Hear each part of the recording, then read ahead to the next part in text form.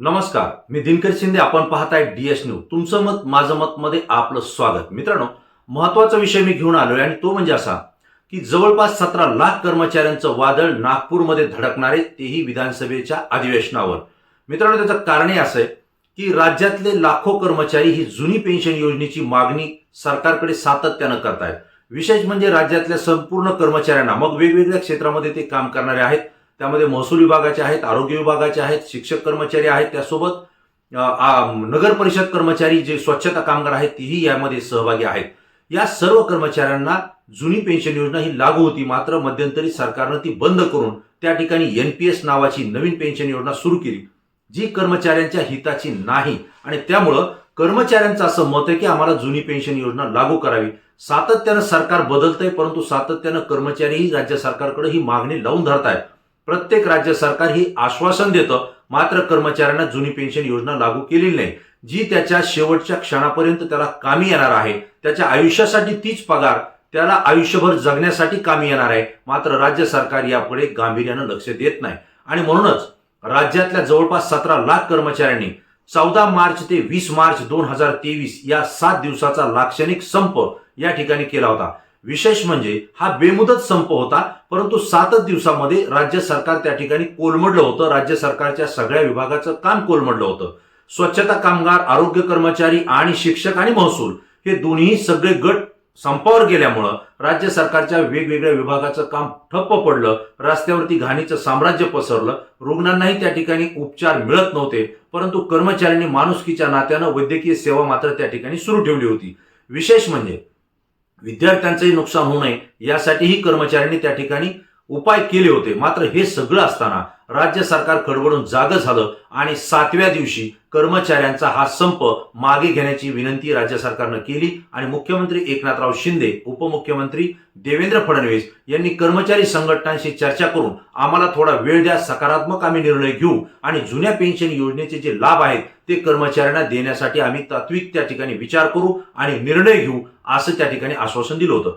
कर्मचारी संघटना या आळून बसलेल्या होत्या की आम्हाला अगोदर तुम्ही निर्णय घोषित करा, जुनी पेन्शन योजना लागू करू, त्यानंतर आम्ही आंदोलन मागे घेऊ. मात्र राज्य सरकार आणि त्या ठिकाणी सचिवालयातले जे कोणी अधिकारी आहेत यांची बैठक झाली आणि समोपचारानं हा आंदोलनाचा निर्णय मागे घेण्यात आला आणि राज्य सरकारनं त्यानंतर घोषणा केली की कर्मचाऱ्यांना जुनी पेन्शन योजनेचे सर्व लाभ आम्ही देण्यासाठी कटिबद्ध आहोत. त्यानंतर मात्र आंदोलन मागे घेतलं. राज्य सरकारनं काही निर्णय कर्मचाऱ्यांच्या हिताचेही त्या ठिकाणी घेतले, परंतु जुनी पेन्शन योजना एकमेव हीच मागणी आहे. आणि म्हणून 17 लाख कर्मचाऱ्यांची एकच घोषणा आहे, एकच मिशन, जुनी पेन्शन. आणि पुन्हा एकदा राज्य सरकारनं ही पेन्शन लागू केली नाही, म्हणून येणाऱ्या हिवाळी अधिवेशनात, पावसाळी अधिवेशनात, नागपूर या ठिकाणी जे अधिवेशन होत आहे, हिवाळी अधिवेशन, या अधिवेशनावर हा कर्मचारी त्या ठिकाणी आंदोलन करण्याच्या पवित्र्यात आहे. आणि म्हणूनच 12 डिसेंबरला राज्यातले 17 लाख कर्मचारी त्या ठिकाणी मोर्चा काढतायत आणि मोर्चा काढून आपली मागणी त्या ठिकाणी राज्य सरकारच्या दरबारी ते लावून धरण्याचा प्रयत्न करणार आहेत. विशेष म्हणजे 13 डिसेंबरला पुन्हा एकदा त्या ठिकाणी धरणे आंदोलन होणार आहे.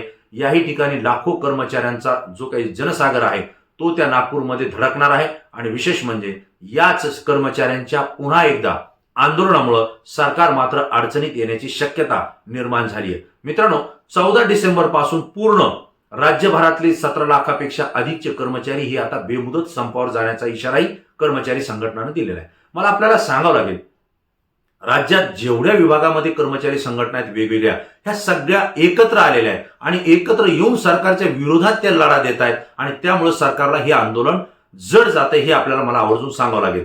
जुनी पेन्शन योजना ही राज्य सरकारला लागू करावीच लागेल. त्याचं कारणही असं आहे की ज्या ज्या ठिकाणी काँग्रेस शासित प्रदेश आहेत, राज्य आहेत, ज्या ठिकाणी काँग्रेसची सत्ता आलेली आहे, त्या ठिकाणी मात्र कर्मचाऱ्यांना जुनी पेन्शन योजना लागू करण्यात आलेली आहे. त्यासोबतच अरविंद केजरीवाल यांच्या आम आदमी पार्टीकडून दिल्ली आणि पंजाब या दोन्ही राज्यामध्ये सत्ता आली, त्यावेळेस सुद्धा त्यांनी आश्वासन दिलं होतं, सत्ता आम्हाला द्या, आम्ही तुम्हाला जुनी पेन्शन योजना देऊ. आणि कर्मचाऱ्यांनी गट तट पक्ष न पाहता त्या पक्षाला त्या ठिकाणी मतदान केलं, त्यांना सत्तेत आणलं आणि जुनी पेन्शन योजना त्यांना लागू झाली. अशाच पद्धतीनं ज्या ज्या राज्यामध्ये काँग्रेसनं, राहुल गांधी असतील, प्रियंका गांधी असतील, यांनी आश्वासन दिलं की जर काँग्रेस सरकार आलं तर पहिल्याच कॅबिनेट मंत्रिमंडळाच्या बैठकीमध्ये कर्मचाऱ्यांना जुनी पेन्शन योजना लागू आम्ही करू. कर्मचाऱ्यांनी त्यांना पाठिंबा दिला आणि त्या ठिकाणी काँग्रेसचं सरकार आलं. आज कर्मचाऱ्यांना जुनी पेन्शन योजना लागू झालेली आहे. मित्रांनो, नुकत्याच देशातल्या 5 राज्यांमध्ये निवडणुका आता संपन्न झाल्या, पार पडल्यात. त्या ठिकाणी भारतीय जनता पार्टीनं जुन्या पेन्शन योजनेला विरोध केलेला आहे, कारण त्यांनी नवीन पेन्शन योजना लागू केली आहे. मात्र याही ठिकाणी काँग्रेसनं कर्मचाऱ्यांना साथ घातली आणि आमचं सरकार आल्यानंतर आम्ही जुनी पेन्शन योजना लागू करू असं आश्वासन दिलं आणि मोठ्या प्रमाणावर कर्मचाऱ्यांचं आणि त्यांच्या कुटुंबियांचं मतदान हे काँग्रेसच्या पारड्यात जाताना आपल्याला त्या ठिकाणी दिसतंय आणि म्हणून त्या ठिकाणी सुद्धा भारतीय जनता पार्टीला हादरा आणि दणका बसण्याची शक्यता आहे. ही सगळी परिस्थिती देशातली पाहिल्यानंतर, राज्यातली पाहिल्यानंतर एक गोष्ट लक्षात येते की महाराष्ट्रामधल्या कर्मचाऱ्यांनी सुद्धा एक घोषणा केलेली आहे, जो देईल जुनी पेन्शन त्यालाच आमचं मतदान, अशा पद्धतीची घोषणा ते काम करतायत. आणि वोट फॉर पेन्शन असं ब्रीद घेऊन ते आज संघटनेचं ताकद हे नागपूरमध्ये अधिवेशनावर त्या ठिकाणी एकवटतायत आणि म्हणून 17 लाख कर्मचारी एकत्र आल्यानंतर राज्य सरकारला ते इशारा देत आहेत की जर तुम्ही या अधिवेशनात आम्हाला जुनी पेन्शन योजना लागू नाही केली, तिचे आम्हाला पूर्ण लाभ दिले नाही, तर मात्र येणाऱ्या 2024च्या विधानसभा आणि लोकसभेच्या निवडणुकीमध्ये संपूर्ण कर्मचारी हा तुमच्या विरोधात म्हणजे सत्ताधाऱ्याच्या विरोधात मतदान करेल. मित्रांनो, मला आपल्याला सांगावं लागेल की अजित पवार हे सत्तेच्या बाहेर विरोधी पक्ष नेता होते, तेव्हा त्यांनी आवर्जून सांगितलं होतं की कर्मचाऱ्यांना जुनी पेन्शन योजना दिली पाहिजे. विशेष म्हणजे इतर राज्यामध्ये जर जुनी पेन्शन योजना लागू होत असेल तर महाराष्ट्र हे प्रगत राज्य आहे, या ठिकाणी जुनी पेन्शन योजना का लागू होत नाही असा एक प्रतिप्रश्न अजित पवार यांनी त्या ठिकाणी उपस्थित केला होता आणि राज्यातल्या कर्मचाऱ्यांना जुनी पेन्शन योजना सरकारनं द्यावी अशी घोषणा, अशी मागणी त्यांनी एकनाथ शिंदे आणि देवेंद्र फडणवीस सरकारकडे केली होती. त्यानंतर काही महिन्यामध्ये सरकार पुन्हा बदललं. अजित पवार हे सरकारमध्ये आले, उपमुख्यमंत्री झाले आणि अर्थमंत्री झाले. यावेळेस मात्र अर्थमंत्री म्हणून विधानसभेमध्ये बोलताना त्यांनी कर्मचाऱ्यांची पगार देणं जड जात आहे, त्यासोबतच पेन्शनचा प्रश्न गंभीर आहे अशा संदर्भातले वक्तव्य त्या ठिकाणी केले होते. आणि आता मात्र नागपूर अधिवेशनावर ज्यावेळेस लाखोंचा कर्मचाऱ्यांचा जनसमुदाय त्या ठिकाणी आंदोलन करत आहे, यावेळी अजित पवार हेच उपमुख्यमंत्री आणि हेच अर्थमंत्री आहेत जे कर्मचाऱ्यांना पेन्शन लागू करा अशी मागणी करत होते.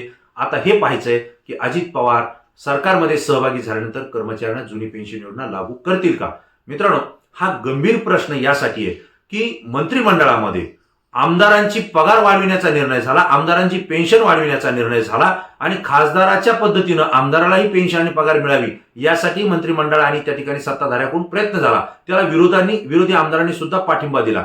हे स्वतःसाठी करत असताना जो कर्मचारी, लाखोंचा कर्मचारी, तो आकांताने त्या ठिकाणी आपली मागणी करतोय, जी न्याय हक्काची मागणी, न्यायालयानं सुद्धा कर्मचाऱ्यांच्या पेन्शनचा अधिकार हा कायम ठेवलेला असताना सुद्धा राज्य सरकार त्यांच्या पेन्शनचा निर्णय का घेत नाही हा प्रश्न या ठिकाणी गंभीर स्वरूपात उभा राहतोय.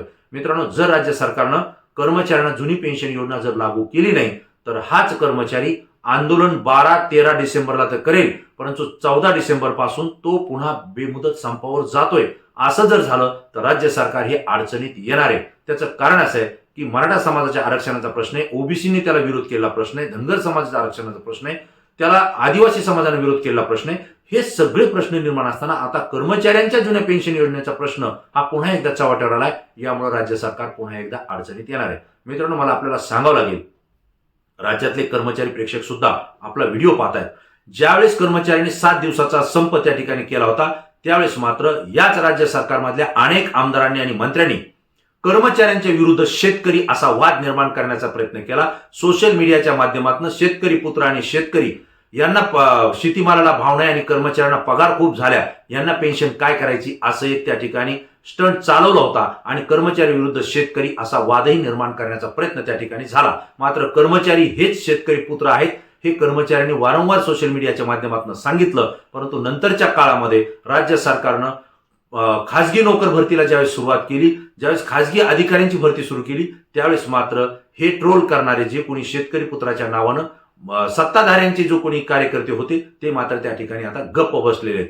असाच वाद मराठा आरक्षणाच्या संदर्भात ओबीसींना समोर करून मराठा विरुद्ध ओबीसी असा वाद निर्माण करण्याचं काम राज्य सरकारनं आता चालवलंय. अगदी त्याच पद्धतीनं कर्मचारी आणि शेतकरी यांचा वाद निर्माण करण्याचा प्रयत्न सुद्धा या सरकारनं केला होता किंवा या सरकारला जो कोणी मतदार कार्यकर्ता आहे त्यांनी केला होता, हे आपल्याला या ठिकाणी आवर्जून सांगावं लागेल. आता मात्र कर्मचारी हे सावध झालेले, शेतकरी पुत्रांचाही त्यांना पाठिंबा मोठ्या प्रमाणावर मिळालेला आहे, मिळतोय आणि म्हणून 12 डिसेंबर, 13 डिसेंबर आणि 14 डिसेंबरला जो काही कर्मचाऱ्यांचं आंदोलन होणार आहे सरकार विरोधात, ते सरकारला परवडणार नाही, सरकारला अडचणीत आणणार आहे आणि म्हणून कर्मचाऱ्यांचं नागपूरमध्ये धडकणारं जे वादळ आहे यामुळे सरकारला हादरे बसणार हे मात्र या ठिकाणी आपल्याला आवर्जून सांगावं लागेल. या आंदोलनाकडे डीएस न्यूजचं सातत्यानं लक्ष राहील. याची एक ना एक खबर आपल्यापर्यंत पोहोचवला जाईल. मित्रांनो, कर्मचाऱ्यांना पेन्शन योजना ही राज्य सरकारनं लागू केली पाहिजे हे माझं मत आहे. आपल्याला काय वाटतं हा व्हिडिओ पाहून आपण सुद्धा आपलं मत व्यक्त करा. मित्रांनो, पुन्हा नवीन विषय नवीन मुद्दा घेऊन आपल्या समोर येईल. तोपर्यंत धन्यवाद.